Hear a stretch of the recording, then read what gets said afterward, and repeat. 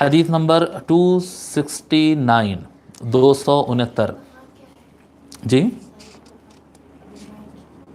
ابو نعیم وہب بن کیسان کے تاریخ وفات نہیں لکھا ہے، 127 ہجری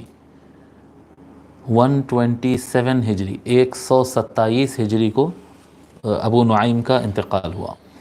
حدیث نمبر روایت نمبر 269 عن عمران بن حسین رضی اللہ عنہ ان النبی صلی اللہ علیہ وآلہ وسلم صلی الظہر فجاء رجل فقرأ خلفه۔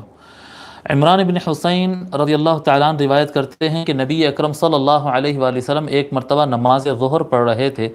فجاء رجل فقرأ خلفه سبح اسم ربک الاعلی، تو ایک شخص آیا نماز میں، مصلی حضور صلی اللہ علیہ وسلم امامت فرما رہے تھے، پیچھے مصلیوں میں ایک شخص آیا اور وہ رکعت باندھا اور وہ خود بھی سورہ اعلیٰ سبح اسم ربک الاعلی پڑھنا شروع کر دیا۔ فلما فرغ، جب حضور صلی اللہ علیہ وآلہ وسلم نماز سے فارغ ہوئے، قال ایکم قرأ، انہوں نے سوال کیا، آقا صلی اللہ علیہ وآلہ وسلم نے فرمایا تم میں کون تھا جو تلاوت کر رہا تھا پیچھے؟ قالوا رجل، صحابہ نے کہا ایک آدمی پڑھ رہا تھا کوئی۔ قال قد عرفت ان بعضکم خالجنیہا، حضور صلی اللہ علیہ وسلم فرمائے مجھے اس بات کا اندازہ ہو گیا کہ کوئی آدمی ہے جو مجھ سے جھگڑ رہا ہے،